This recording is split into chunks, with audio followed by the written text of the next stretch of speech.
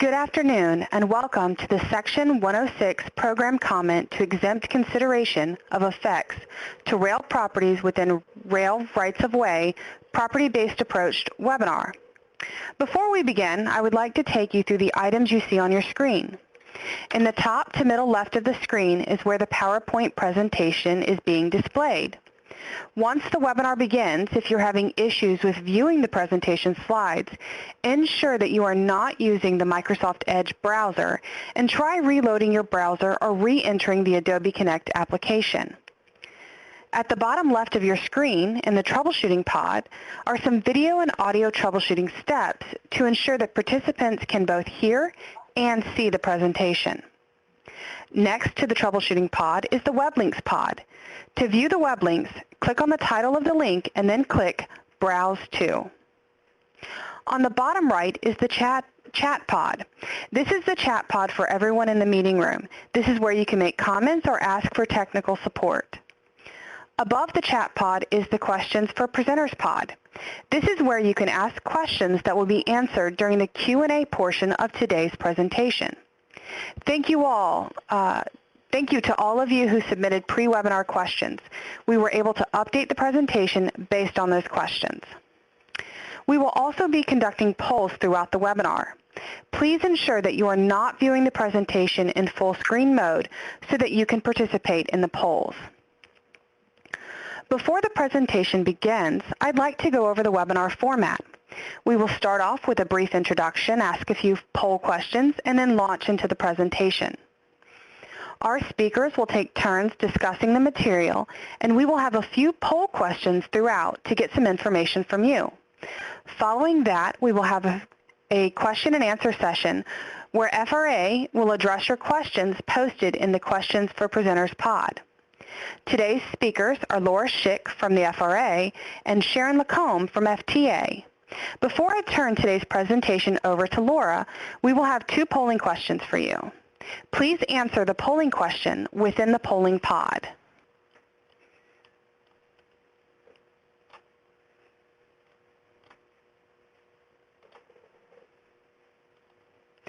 The first polling question is, what type of organization do you represent? A, state government, B, interstate compact, C, public agency or publicly chartered authority, D, local government, E, transit agency, F, metropolitan planning organization, G, industry association, H, railroad company, I, consultant, or J, other.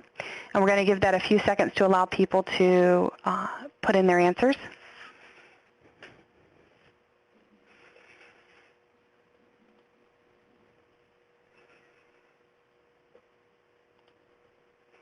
All right. It looks like we have about 25% are state government, 45% are consultant, 6% are railroad company, 12% are other, 7% come from transit agency, and 2% come from public agency. All right. Our second poll question is, have you participated in any previous FRA, FTA webinars? And we'll give that a few seconds.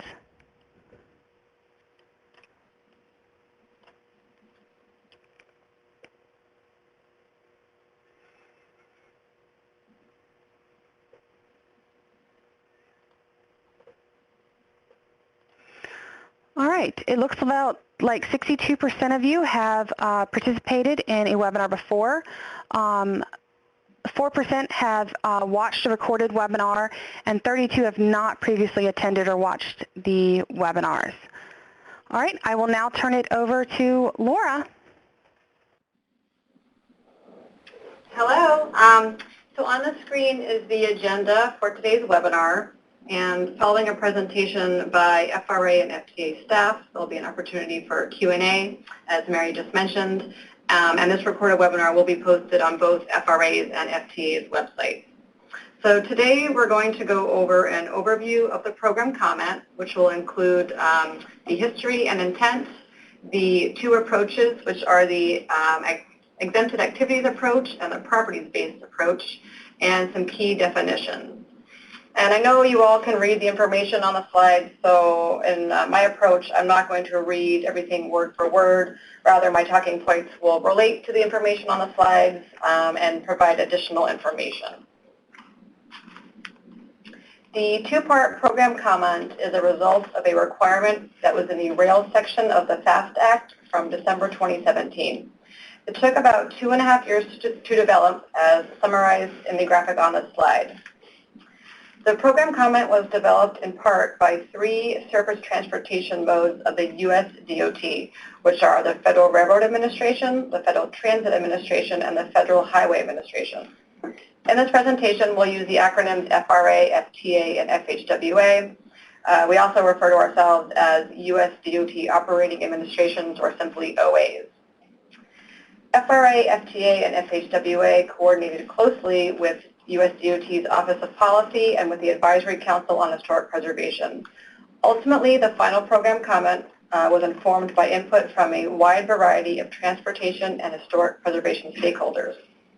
The FAST Act required U.S. DOT to develop a program alternative for Section 106 compliance for submittal to and approval by the ACHP. Program alternatives to the standard 4-step Section 106 process are ways for federal agencies to satisfy their Section 106 obligations. The types of program alternatives are established in the ACHP's Section 106 implementing regulations at 36 CFR 800.14. ACHP, not US DOT, has authority for approving a Section 106 program alternative. Therefore, close coordination between US DOT and ACHP over several years was very important. Ultimately, the purpose of the program comment for rail rights-of-way is to streamline the Section 106 review for federally assisted maintenance, repair, and upgrades to railroad and rail transit infrastructure that are necessary to ensure the safe and efficient operation of freight, intercity passenger, commuter rail, and rail transit operation. Although developed by US DOT, the program comment can be used by any federal agency, including those outside of the department.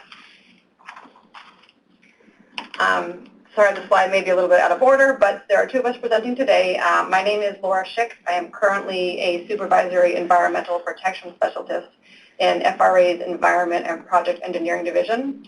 And prior to this position, I was FRA's Federal Preservation Officer. And co-presenting with me is Sharon Lacombe from FTA. Sharon and I were very involved in the development of the program comment. Sharon, do you want to introduce yourself? Yes, just wanted to say hi so everyone can recognize my voice. I'm Sharon Lacombe, and I'm the Federal Preservation Officer with Federal Transit Administration. Okay, so as mentioned, the program comment is comprised of 2 parts.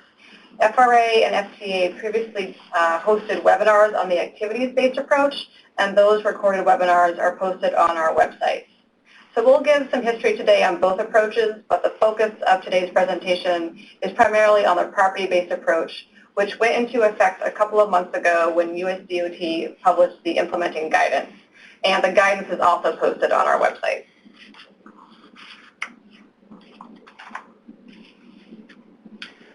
So before getting into the details of the property-based approach, we want to make sure everyone understands what the program comment does and does not apply to. So on this slide, it shows you what the program comment applies to. And the big thing to take away from this is that if you are a state or a private entity that maintains, repairs, or upgrades rail infrastructure using non-federal funds, and you do not need to obtain a federal permit, such as one from the Coast Guard or the Army Corps for that work, then this Section 106 program comment is not applicable to you. You don't need to worry about it. Really, this program comment is available to help streamline the federal Section 106 review process of transportation projects that are located in rail right-of-way when there is that federal nexus. Again, typically funding or permit or other federal approval.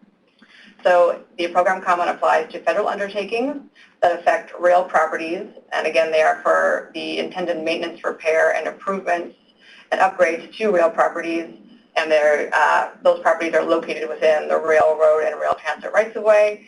And if there's ground disturbing activities, it only applies in disturbed portions of the right-of-way. And it's also important to understand some key definitions that are used in the program comment. There is no statutory definition of railroad and rail transit rights-of-way, so we developed one specifically for the purposes of the program comment. So the definition is provided on the slide, and the key things here, it's referring to land and infrastructure that has been developed for existing or former rail use. It doesn't matter who owns it. It doesn't matter if there is currently rail service operating on the line. And it can include land that was previously developed, even if infrastructure has been modified or removed or that physical evidence is not there. But typically, right-of-way will be identifiable by the presence of infrastructure that has a demonstrable relationship to the past or current function and operation of a railroad or rail transit system. It does not include land that has never been developed for rail use. So I just covered what the program comment does apply to. It's also important to understand what the program comment does not apply to. So the key takeaway again is that the program comment applies to rail-related infrastructure, which we are calling rail properties, that are located within railroad or rail transit rights-of-way. And I'll provide a definition and examples of rail property in a moment. The program comment does not apply to archaeological resources of any kind. It does not apply to non-rail properties located within the rail right-of-way. It does not apply outside of the rail right-of-way, and it does not apply to historic properties of significance to Indian tribes or Native Hawaiian organizations. The next 3 slides provide examples of rail properties, of which there is a wide variety. So the key thing is here, it has to have a demonstrable relationship to the past or current function and operation of a railroad or rail transit system. Honestly, pretty much anything that you think of that is directly related to a rail or transit system or a railroad is considered a rail property for the purposes of the program comment. So on this slide, we've got some examples, obvious ones, obviously stations and depots, canopies, platform shelters, parking lots and parking structures, boarding areas and platforms, landscaping, passenger walkways. On the next slide are several more examples of rail properties. More of these sort of supporting structures, ventilation structures, retaining walls, bridges, culverts and tunnels, communication systems, etc., catenary. And then on the next slide are even more examples, safety and security fencing, right down to the rails, ties, tracks, ballasts, and switches, and rail yards and rail transit yards. Also, rail properties may include a section or segment of a railroad or a rail transit system, but it's helpful to identify what individual components contribute to such linear resources.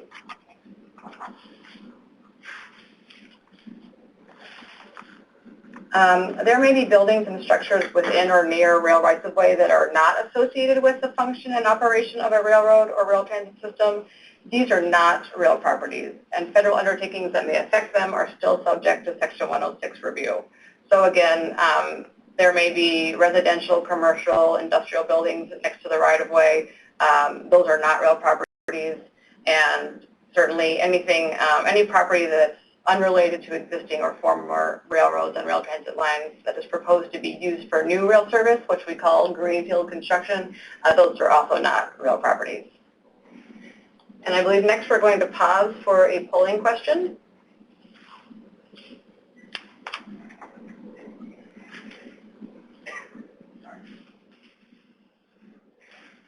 Our next polling question is, what sorts of railroad and rail transit projects have you sought or are you likely to seek U.S. DOT funding for?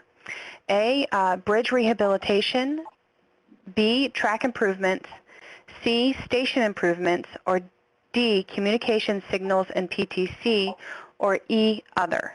And we'll just give that a few moments.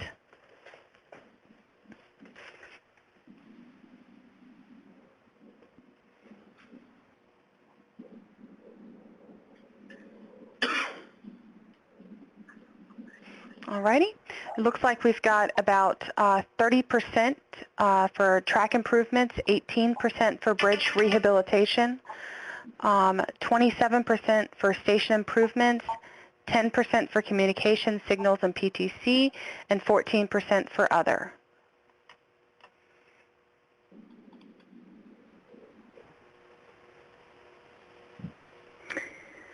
Great. As Laura mentioned, Appendix A of the program comment is where we have this broad list of exemptions that are available for use on any type of project with the approval of the corresponding operating administration.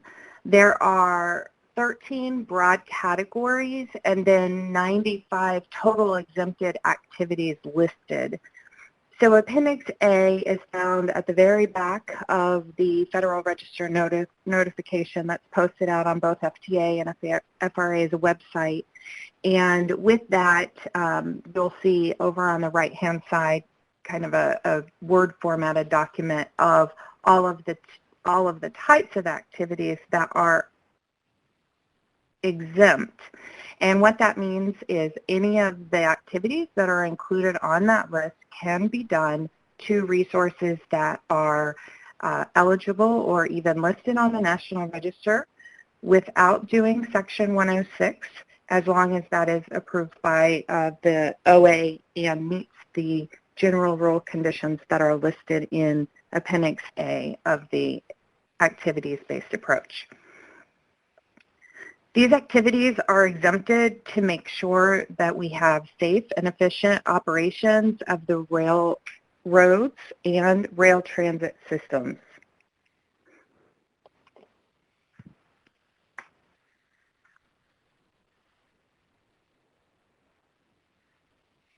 Like Laura mentioned earlier, the purpose of Appendix A is really to cover the activities that are focused on the maintenance, repair, and upgrades to existing infrastructure.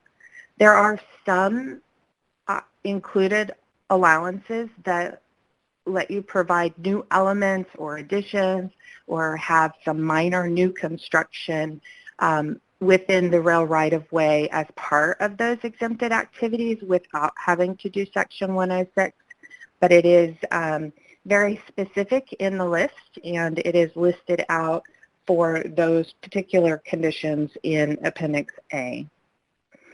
One thing to note about Appendix A as well is it is very specific about the general rules that apply. So in the very front of Appendix A, there is a Section 1, and there is a list of items A through H that provide additional information on the documentation that we might need, or if in the exempted activities list, for example, there is the requirement for in-kind replacement, there are some explanations of what that is. So you want to make sure that you take a look at those general rules that are listed at the beginning of Appendix A as well when you are applying Appendix A. And then one thing to note, one of the questions that we have received a good amount of input on is, what happens when you have a project that is on this exempted activity list and part of the activities are on the exempted activity list and some are not. So in that case, if you are using federal funds, then you would be able to not have to do Section 106 on the part that is listed as an exempted activity, but you would still be required to do Section 106 for the portions of the project that are not an exempted activity.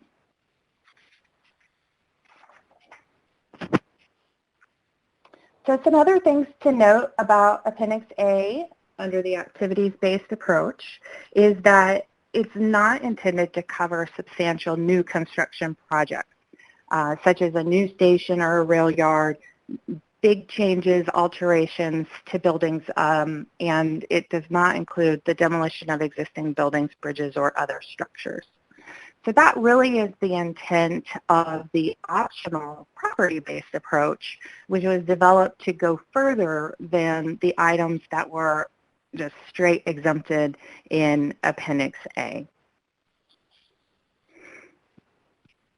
So from here, the next several slides are going to talk about what this optional property-based approach is, and then Laura will give you more information about the process of going through and doing this optional property-based approach.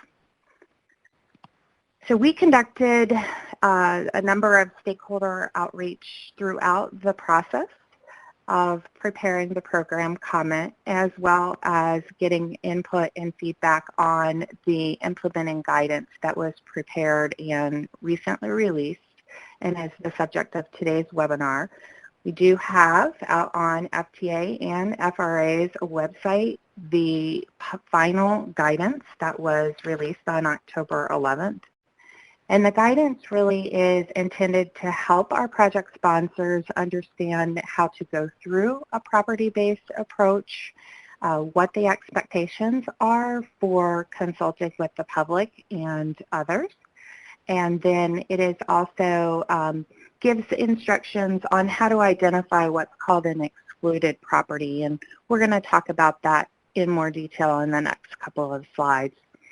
It also details how long it will take to go through the process and what getting the U.S. DOT Operating Administration to approve and identify those excluded real properties. And there is a link on the bottom of the slide here too that takes you to that guidance.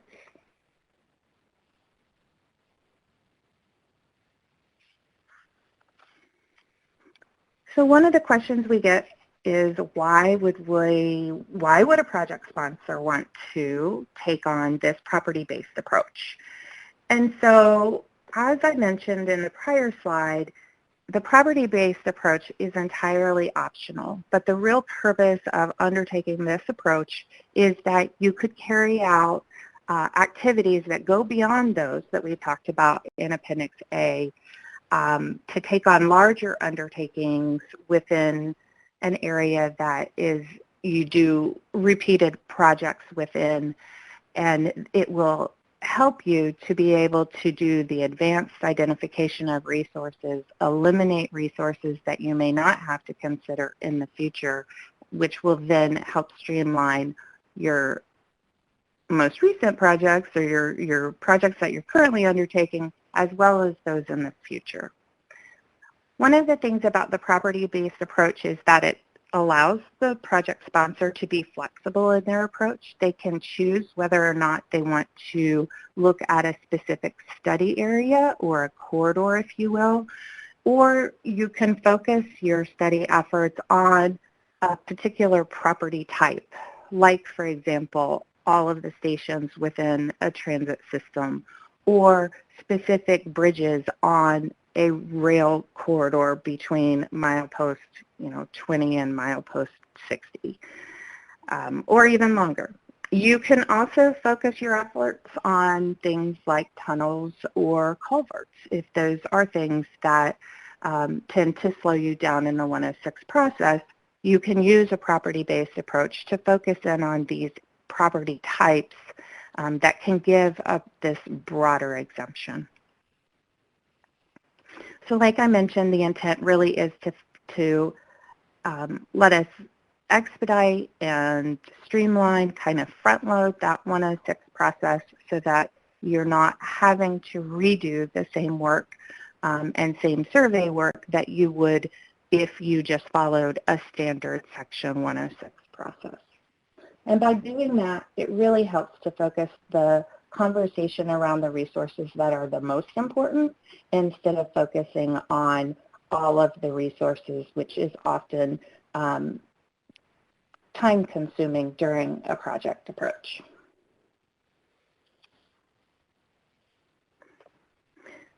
So I mentioned this word, and this came direct from the program comment, the term excluded historic rail properties.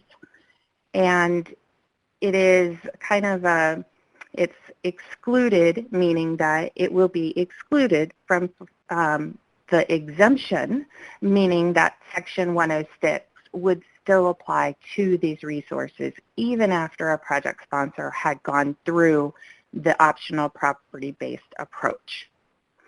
So what an excluded historic rail property is that it must illustrate the history and development of the nation's railroads and rail transit systems. So it is the most important of the resources that we have out there. And then I want to highlight on this screen, because we got a lot of feedback on this during the guidance public review, the word "and." So we have to have both, illustrating the history and development of the nation's railroad and rail transit systems, and the resource has to meet one of the 4 criteria that is listed on the screen. So, and we're going to walk through these criteria in more detail. Many of you are familiar with them already if you are doing historic architectural surveys, but I'll do them quickly. It has to, of course, be 50 years old, possess national significance, meet National Register eligibility criteria, or do the same and are of exceptional importance. It could have been a resource that was listed in the National Register or determined eligible by the keeper and still retains eligibility. And then are 50 years or old and meet the National Register criteria at the state and local significance. And we'll provide some examples in the next several slides. So this slide is a graphic that is hypothetical. It's just to give you an example of if you did a typical 106 process, you would need to consult on the resources that are National Register listed and those that are potentially eligible for the National Register. So on this slide, there are individual dots that are green and yellow that show individual properties, and then some blobs that show the historic districts. And if you have, as a project sponsor, gone through the property-based approach, and we had identified and the OA designated which resources would be considered excluded, we would expect that the list could be shortened, therefore expediting the 106 review. So with that, I'm going to turn it over to Laura, and she's going to talk more about the process on getting to an excluded property list. Thanks, Sharon. So on this slide is an overview of the process to identify, evaluate, and designate excluded historic rail properties under the property-based approach. Details about each step are included in US DOT's implementing guidance, and we'll go over each step briefly in today's presentation, but we encourage you to read the guidance for additional information. Some things to highlight about the process are that project sponsors and the US DOT operating administrations, particularly in steps 2, 4, and 5, must provide opportunities for stakeholder and public involvement. Also, in steps 4 and 5, the US DOT operating administration, in coordination with project sponsors, may modify a proposal based on stakeholder or public input if warranted before US DOT would designate the final list of excluded historic rail properties. So the first step in the process is early coordination, and this is where project sponsors should tell the appropriate US DOT OAs that they are interested in pursuing the property-based approach. This will help ensure that US DOT is available to provide technical assistance and staffing to review any upcoming proposals that may come in from project sponsors.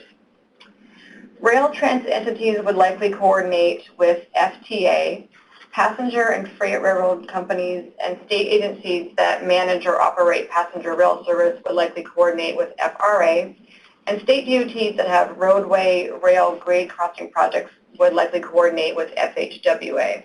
In some cases, it may be appropriate for more than one US DOT OA to be involved, and this will depend on the location and the type of rail infrastructure that a project sponsor wants to focus on. In addition, 2 or more project sponsors may choose to coordinate to develop a single proposal. This could be beneficial if they own, operate, or are responsible for commuter, intercity passenger, or freight rail service in the same right-of-way. The US DOT operating administrations are available to provide technical assistance about the property-based approach in general and the process that's established in the guidance. However, project sponsors, not USDOT, are responsible for doing the heavy lifting in terms of identifying and evaluating the potential historic significance of rail properties within their defined study areas. Much of the nation's rail right-of-way is privately owned. The U.S. DOT operating administrations, especially FRA and FTA, do not have the ability or the authority to conduct surveys on private property. This is really the major difference between the rail program comment and the interstate highways exemption that was approved by the ACHP in 2005. So in step 2, these are the key steps that a project sponsor should take in developing a proposal to designate excluded historic rail properties. One important thing to note about this step is that project sponsors must notify and request input from the appropriate state historic preservation officers, tribal historic preservation officers, Indian tribes, or Native Hawaiian organizations. I'll talk about this a bit more in a moment. So again, in step 2, as Sharon mentioned, there's great flexibility here. So project sponsors have flexibility in defining the scope and study area for their individual proposals. It's really up to project sponsors how they want to pursue the property-based approach. USDOT will not direct a project sponsor to focus on a particular geographic location or types of real properties. So project sponsors who may be interested in pursuing the property-based approach should do whatever they believe makes the most sense in terms of long-term project planning and what kinds of their projects may trigger a Section 106 nexus in the future, such as anticipated federal funding, federal permits, or other federal approvals.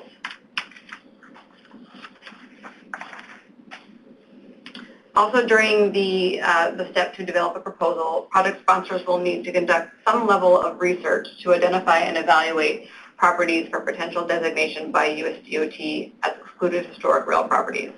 The level and kinds of research that a project sponsor will conduct may vary widely based on the scope and study area and whether or not there is existing information readily available. In some cases, a project sponsor may be able to largely rely on existing documentation, such as company records or SHPO files. In other cases, it may be necessary for a project sponsor to hire a Secretary of Interior qualified professional with architectural expertise to go into the field and conduct a survey of rail-related buildings, structures, and other infrastructure if no documentation regarding these resources already exists.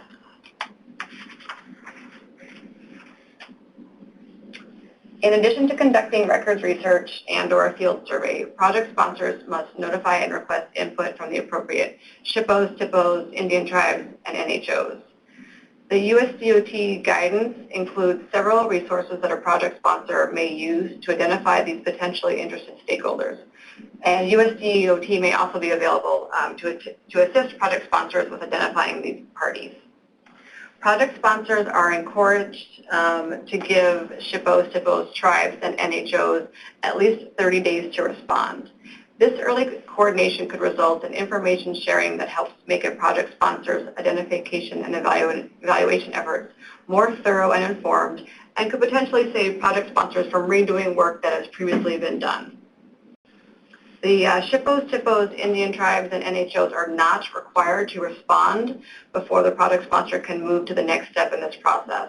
However, project sponsors should demonstrate to the USDOT as part of their submission in step 3 of the process that they have made a good faith effort to seek early input from these stakeholders.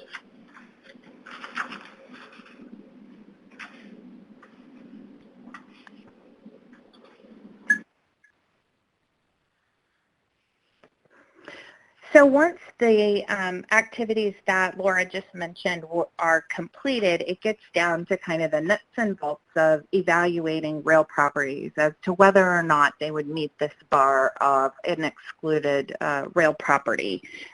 So the criteria I mentioned just a little bit ago, first and foremost, we have to illustrate the history and development of the nation's railroads or rail transit systems and meet one of the 4 criteria that was listed back on slide 20.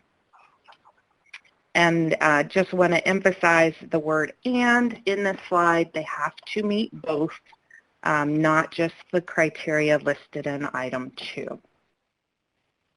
So in order to evaluate these rail properties, the work that would need to be done is very similar to the work that would typically be done in a Section 106 process in terms that it would follow the standard professionally accepted practices that are used in historic preservation and historic architectural surveys. That means that the work should be done by someone who meets the Secretary of Interior qualifications to undertake such an evaluation, and that they should be familiar and apply the concepts that are used in that type of survey work. And so those concepts include historic context, significance, National Register criteria application, and resource integrity. And we're going to walk through the discussion of each of those items. So the historic context really is very important in evaluating real properties because of that criterion to illustrate the history and development of the nation's railroads and rail transit systems. And the work on the historic context then helps to inform whether or not the property would indeed meet that criteria. We have done some work in this area already, and I will go over that in just a minute and where you can find those resources. Significance is also an element of the evaluation that requires us to consider the development patterns and historic properties within a study area or a rail right-of-way.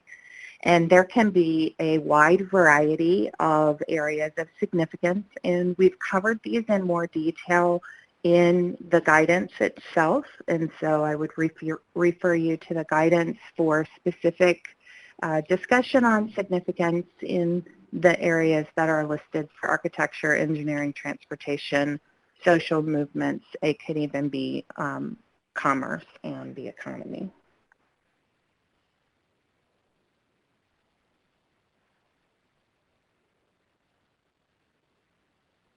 There was a little bit of a lag in that moving forward. Sorry about that.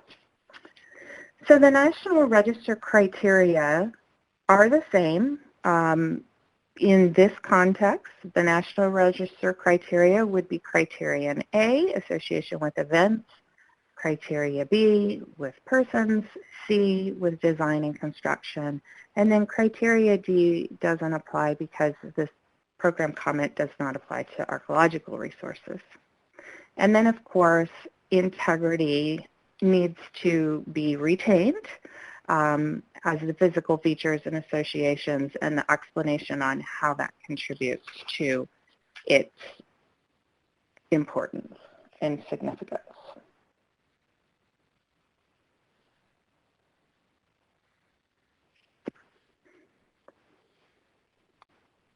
So again, the property illustrating and contributing to the understanding of history and development of the nation's railroads and rail transit systems is really the heart of differentiating an excluded resource between National Register criteria and identifying whether it meets this bar of an excluded resource.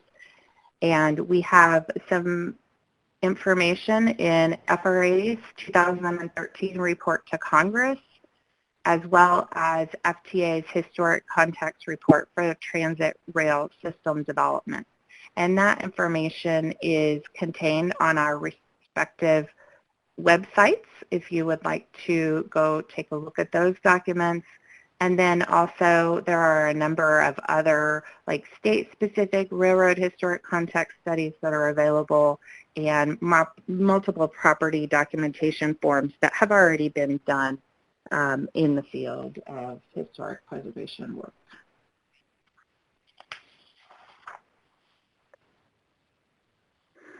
So with regards to national significance, again, we're going to continue to repeat this phrase, illustrate the history and development of the nation's railroads. But this slide has a couple of examples of something that would do both. meet that and then also provide national significance. And the first one, shown in the upper right-hand corner, is that Pennsylvania Railroad Depot and Baggage Room. And this resource is a National Register listed resource, as well as one that has been designated as a National Historic Landmark. And it was constructed in the late 19th century as part of Pennsylvania Railroad's Panhandle line running between Columbus, Ohio and Pittsburgh, Pennsylvania.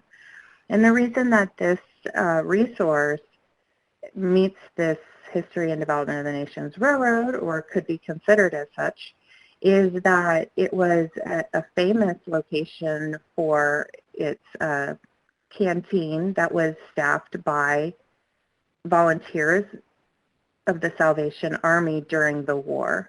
And it gained national attention during the war and had millions of troops that stopped at this canteen.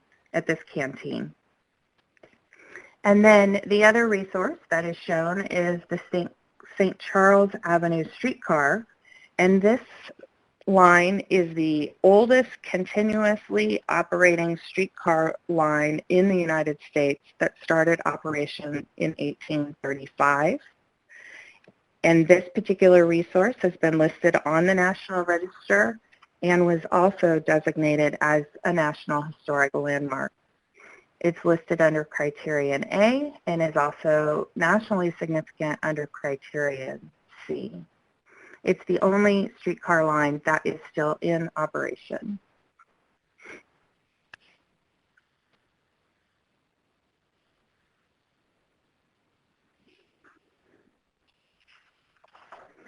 The guidance also provides some additional examples.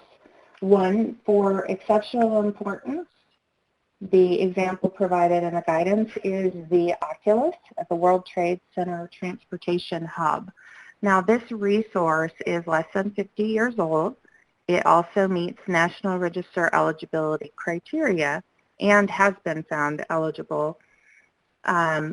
It does possess a national level of significance, and it also exhibits exceptional significance because it is associated with the historic event from 9/11, and it is a significant contribution to broad patterns of history. It also has a number of physical elements included in it that were retained from the devastation of the World Trade Center buildings.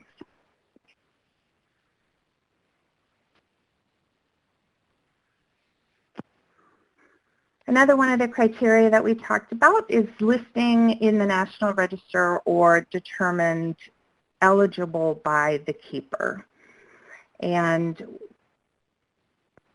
one of the things that we had talked about in our prior webinars and throughout the entire development of the program comment on the property-based approach, that there was the question about the number of resources that are already out, that are listed and made eligible. And because there are so many federal agencies that are complying with Section 106 who have also maybe identified a resource as eligible for either the sake of expediting their project, as it is a tool that some agencies use, that also don't have Section 4F to further complicate that discussion.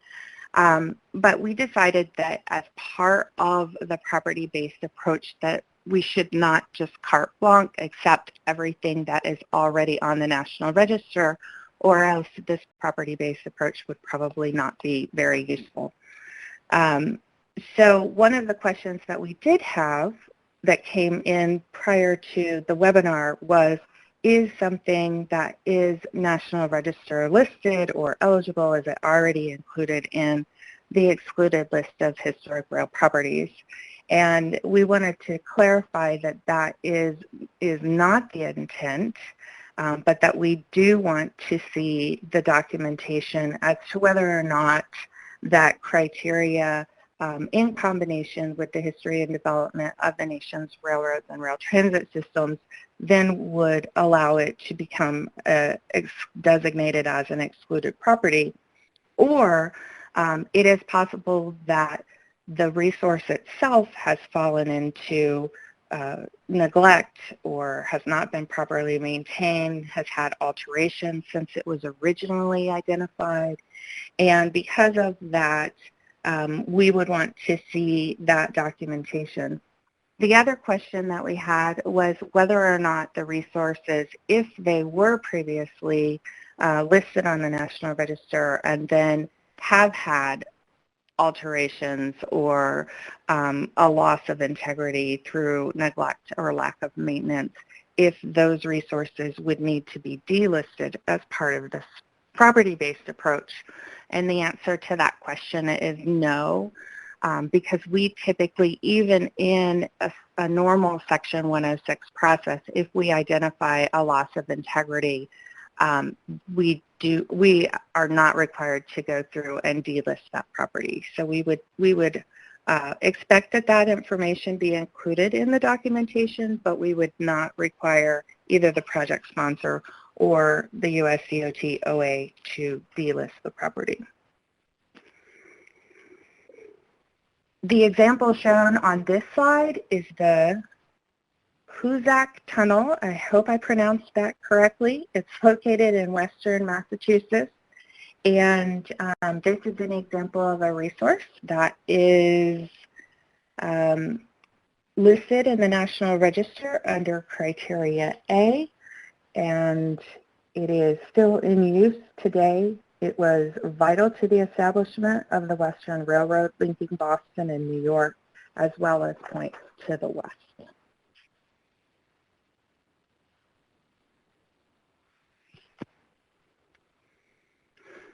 And then there is the criteria of state or local significance. And we included this criteria recognizing that there are resources out at a state and local significance level, but that also could be surviving examples that illustrate the history of the development of the nation's railroads and rail transit systems. And so the one that is illustrated here and in the guidance is the Bangor and Aroostook Railroad Derby Shops in Maine. And this is a location of the main repair and maintenance shops for the railroad. And the yard itself is a remarkably intact collection of early 20th century railroad maintenance facilities. And so with that, and because of its state and local significance, could possibly be an excluded property.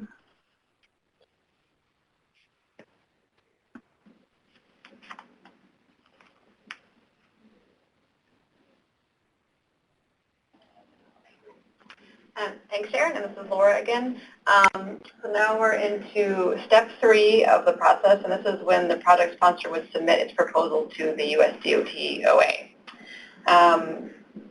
So in the guidance at the back, there's a checklist that project sponsors may use to ensure they provide all the necessary information to the U.S. DOT, and that is a list on the slide on the left-hand column.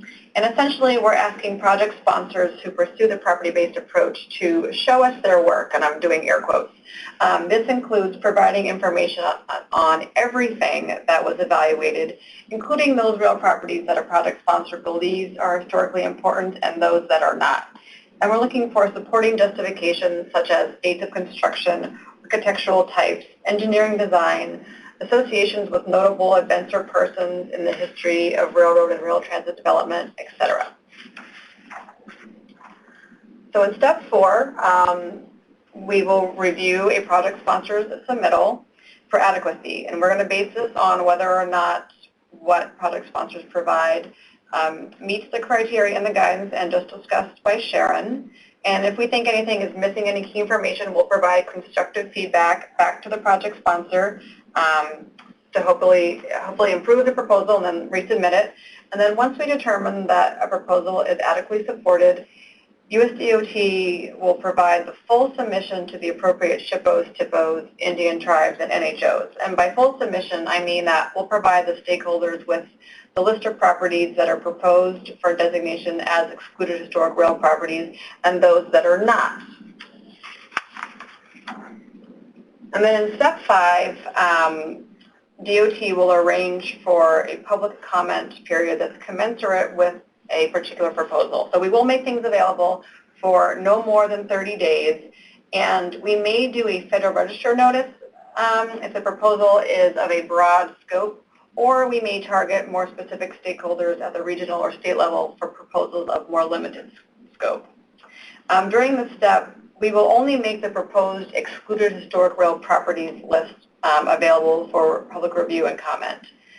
We do not intend to make a project sponsor's full submission available, so those properties that were evaluated and deemed not to be historically important are not going to be shared with as part of this public review and comment period. However, all of the information will be maintained by USDOT. It will be available again to the SHPOs and TIPOs, tribes, and NHOs, as well as to other federal agencies that may assist them in future undertakings. And during this public involvement process, in resolving any stakeholder and public comments, such as disagreements regarding National Register eligibility, USDOT may seek input from the ACHP or the keeper of the National Register at the National Park Service. And following the formal public review and comment period, USDOT will coordinate with the project sponsor to modify the proposal based on public and stakeholder comments if warranted. And then finally, as required by the program comment, the USDOT Operating Administration, so again, this will be either FRA, FTA, or FHWA, will designate excluded historic rail properties. And we are required to do this within 12 months of receipt of an adequately supported proposal from a project sponsor. In situations where there's minimal or no substantive comments received during the public review and comment period, we will endeavor to designate excluded historic rail properties in less time.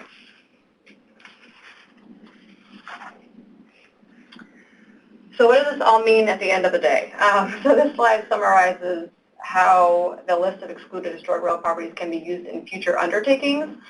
Some important things to note here are that it can be used by any federal agency, so that includes agencies within USDOT as well as permitting agencies such as the Army Corps and the U.S. Coast Guard. And to sort of walk through what this means, I'm going to respond to one of the questions we received prior to the webinar regarding railroad bridges. The question was, do railroad 100 years old apply to any exemption? Is this a case-by-case assessment? So to answer this, I'm going to walk through a scenario. So under the property-based approach, a project sponsor may choose to focus on a particular type of rail property within their defined study area. So they could choose to focus on bridges. The project sponsor would then evaluate all bridges in their defined study area. Of the total bridges in the study area, only a few may end up being designated by USDOT as excluded historic rail properties. So the effects of future federally assisted projects affecting a bridge that is not designated as an excluded historic rail property would not be subject to Section 106 review, regardless of the responsible federal agency or the nature of effects. So what this really means is that a bridge that was evaluated but not given this designation could be substantially altered or demolished and replaced without having to go through Section 106 review. For any bridge that is designated by USDOT as an excluded historic rail property, the list of exempted activities under the activities-based approach can still be applied. So this means that a project sponsor can perform any activity listed in the Bridges section of Appendix A to a bridge that is designated as an excluded historic rail property. However, the effects of activities that are not listed in Appendix A on such a bridge are still subject to Section 106 review.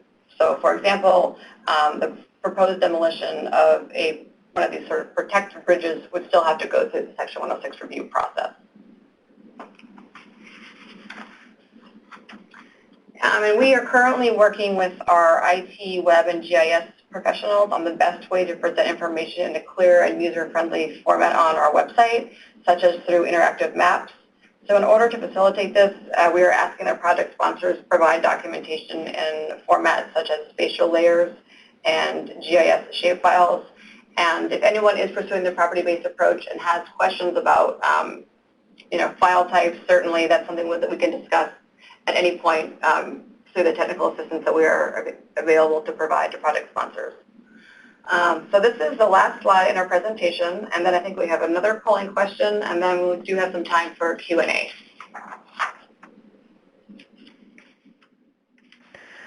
Okay. Our polling question is, does your agency or company anticipate pursuing the optional property-based approach and submitting a proposal to a U.S. DOT OA to designate excluded historic rail properties? A, yes to FRA, B, yes to FTA, C, no, do not anticipate pursuing this, D, uncertain at this time, and E, not applicable. And we'll just give that a few moments.